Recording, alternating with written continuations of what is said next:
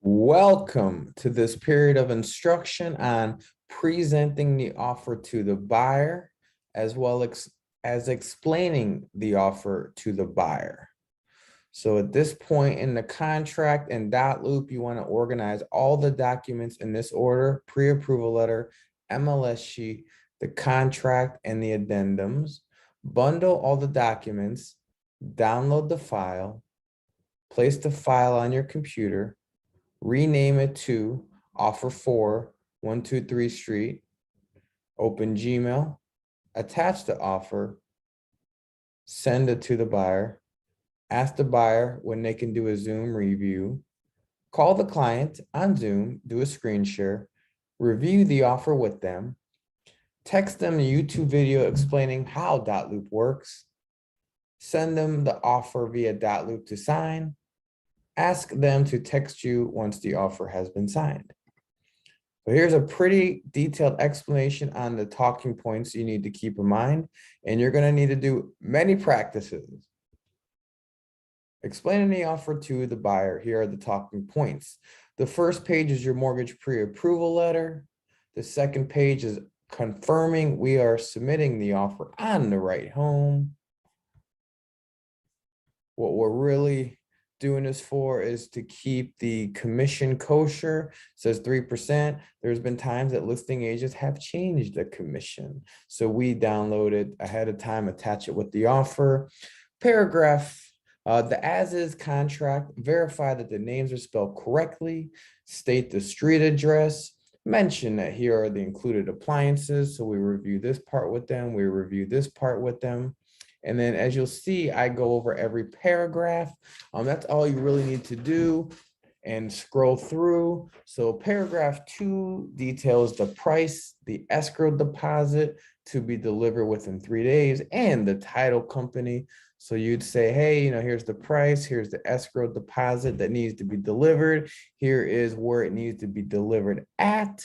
You should call them and either wire the money or deliver a cashier's check. They usually will not accept personal checks. Paragraph 3 states that the offer has an expiration of 48 hours, and paragraph 4 states the closing date that we have. So you go over those 2 dates with them. And then here you'll just kind of be hovering over. You'll say paragraph 5 states that if we need to extend the closing date, we can do with the signed addendum. Paragraph 6 details that leases may be in use if the home is rented. It's not currently rented, nothing for us to worry about.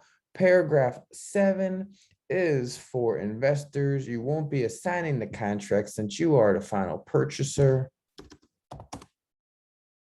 Paragraph 8 details the financing. You are getting let's say a VA loan with a fixed interest rate. We need to disclose that. Scroll to the next page. Paragraph 9 details that the buyer and the seller's closing costs.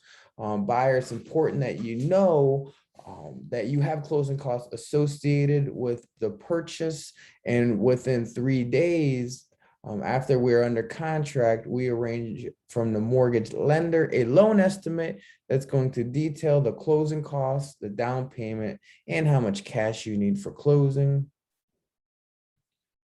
We scroll down. We tell them paragraph 10 explains what the seller will need to disclose if applicable. So if there was any gas, permits, mold, if it's a flood zone, they need to disclose that stuff to us. We go down to paragraph 11. It states that the seller must keep up on the maintenance of the home during closing. Paragraph 12 is a very important paragraph for the buyers. It's called the property inspection right to cancel period. Property inspection and right to cancel buyers shall have 7 days to conduct their inspections. So buyer, what this means is you do your inspections, which we have the inspector, we will arrange that for you. You have 7 days to look over the report and request items to be repaired. If the seller says they are not going to, or if you decided there's just too many concerns for you, you can cancel the contract and receive your escrow deposit back. As long as you cancel the contract within your inspection period, you won't have any issues getting your deposit back. Walkthrough inspection and reinspection. After we have done our inspection, if the seller has made repairs, then we are able to go and re-inspect it. Paragraph 13 explains the role of the escrow agent and who is also the title agent. Paragraph 14 explains the broker liability, that the buyer agrees to rely solely on the seller, professional inspectors, government agencies for the verification of the property condition, square footage, and facts that affect the property. You will not be relying on representations orally or written otherwise from the broker. So you're not trusting what the agents tell you, you're trusting what the professionals and the government agencies tell you. Not that the agents aren't professionals, maybe don't say it that way. It's 9 o'clock here, it's late. Paragraph 15 explains that if the buyer defaults, they can lose their escrow deposit. This is important, buyer. Do not purchase anything on credit cards or open up new lines of credit. This can impact your credit score and affect you getting the loan. Paragraph 16 explains what happens in the event that there is a dispute over the escrow deposit. If within 10 days the seller has not refunded your deposit, you can request mediation, arbitration, or take their butts to court. Paragraph 17 states that you are going to pay the lawyer fees.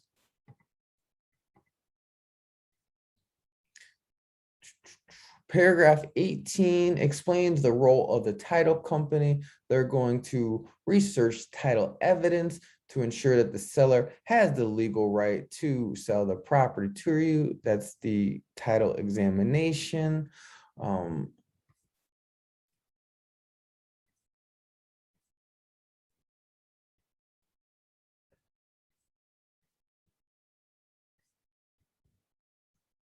Time is calendar days, meaning weekends are included in your inspection period.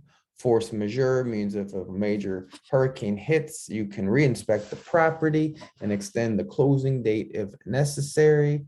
The closing location will be the title company office, which is the same place that you deliver your escrow deposit to. Closing documents to be sign, you're going to sign about 100 documents, stretch your phalanges out. The escrow deposit will be applied to your closing costs. The prorations means that you are responsible for paying the taxes based on when you close your home until the end of the year. 1031 exchange, you're not doing it, so it's irrelevant to you. The rest of these line items are standard to the contracts. We go down to 19, it's a checklist of all the addendums that are attached to the contract. So if there's VA, we put it here. If there's a flood insurance requirement, we put it here. Paragraph 20 details the additional items of the contract. The last page here is for the signatures and where the agents are listed. If there's addendums, you want to look and say, hey, this is an addenda for the FHA, stating that you're going to be using FHA financing, and you would kind of review the main points of that. If there's a seller property disclosure, you want to run through the main items on that. And that concludes this period of instruction.